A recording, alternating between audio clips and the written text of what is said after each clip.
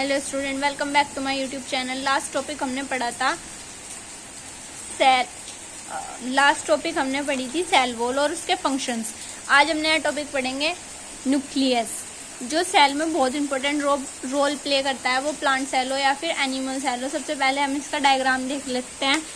इसका डायग्राम कुछ इस तरीके से होता है। न्यूक्लियस के डायग्राम में क्या क्या होता है, ये क्रोमेटिन थ्रेड है, जो ये थ्रेड लाइक स्ट्रक्चर, मतलब कि ये पैटर्न लाइक जो स्ट्रक्चर है, ये क्रोमेटिन थ्रेड है। ये न्यूक्लियर मेम्ब्रेन है और ये न्यूक्लियोप्लाज्म है। ये न्यूक्लियर पोर है, यानी कि जो इसके चारों तरफ ये स्पेस में हो रहे हैं, ये पोर्स हैं। और ये न्यूक्लियोसेलुलस है। ये न्यूक्लियस का डायग्राम है। ये न्यूक्लियस दोनों में होता है, प्लांट हो चाहे एनिमल हो, लेकिन न्यूक्लियस तो दोनों में ही होगा। उसके बेसिस पे ही तो हम उसे जज करेंगे। चलो स्टूडेंट, अब हम इसे डिटेल में डिस्कस कर लेते हैं। सबसे पहली बात, न्यूक्लियस किसने और कब डिस्कवर किया था। ये बहुत ही ज़्यादा इम्पोर्टेंट टॉपिक है और ये पूछा भी जाता है। सबसे पहली बात, जैसा अभी मैंने बोला कि कब, किसने और कब डिस्कवर किया था। न्यूक्लियस सबसे पहले रॉबर्ट ब्राउन ने डिस्कस किया था 1831 में।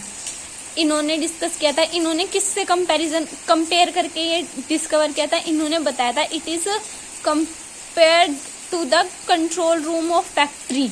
मतलब इन्होंने न्यूक्लियस को इन्होंने क्या बोला था, कंट्रोल रूम है ये सेल का। सेल के बजाय इन्होंने यहाँ पे फैक्ट्री बोल दिया, लेकिन कंट्रोल रूम ऑफ सेल का मतलब सेल यहीं से ही कंट्रोल होती है। उन्होंने बताया it is most essential part of cell. ये सेल का बहुत ही इसेंशियल पार्ट है, जो कि डायरेक्ट कंट्रोल करता है सेलुलर एक्टिविटीज को। मतलब इसे और किसी चीज की जरूरत नहीं पड़ती है, डायरेक्टली कंट्रोल करता है सेलुलर एक्टिविटीज को। न्यूक्लियस ज्यादातर यूजुअली जो पाया जाता है वो डेंस होता है, स्पाइरल शेप में होता है और ओवल शेप में भी न्यूक्लियस पाया जाता है। न्यूक्लियस दो मेम्ब्रेन से मिलकर बना हुआ होता है, जो कि दोनों ही न्यूक्लियर एनवलप फॉर्म करती हैं। ईच न्यूक्लियर मेम्ब्रेन, दोनों मतलब हर एक nuclear membrane approximately 90 Armstrong thick होती हैं। और मेम्ब्रेन, उनके पास एक मेम्ब्रेन स्ट्रक्चर अलग से होता है, जो हमने अभी डायग्राम में ही पढ़ा था। न्यूक्लियर पोर और nucleosome, nucleolus, nuclear membrane. Nuclear envelope enclose होता है, यानी कि बंद होता है न्यूक्लियर पोर से, या फिर सैप भी उसे बोल सकते हैं। और न्यूक्लियोप्लाज्म से बिल्कुल क्लोज पैक्ड बंद होता है। Within nucleosome are present nucleus, मतलब न्यूक्लियोसोम में न्यूक्लियस भी प्रेजेंट होता है और क्रोमेटिन मटेरियल भी प्रेजेंट होता है। अब क्रोमेटिन मटेरियल क्या होता है, हमारा क्रोमेटिन मटेरियल होता है डीएनए और आरएनए। न्यूक्लियोसोम, इसमें एक लाइन आई है न्यूक्लियोसोम। अब न्यूक्लियोसोम कहता है वन और मोर इन नंबर, मतलब एक या एक से ज्यादा नंबर में जो स्पाइरली फॉर्म में हमें न्यूक्लियस मिलता है, वो न्यूक्लियोसोम होता है।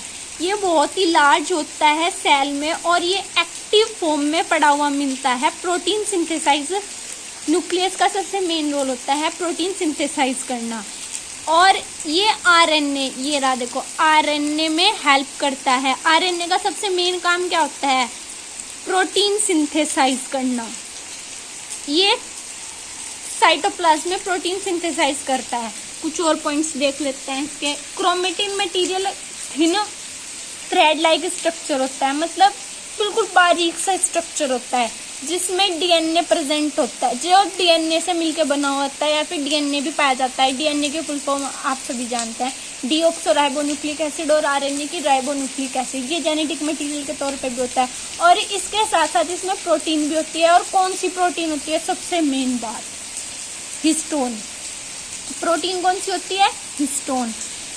न्यूक्लियस का एक बहुत ही इंपॉर्टेंट रोल होता है कहाँ पे, हेरिडिटी में, जो हमारी जनरेशन टू जनरेशन एनर्जी और इंफॉर्मेशन पास, जीन्स और इंफॉर्मेशन पास ऑन करने का काम करती है।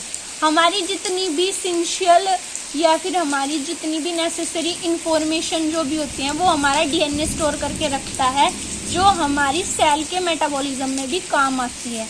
आज के लिए इतना ही। Thank you so much student, keep watching my channel, please support me, please comment me. Thank you so much.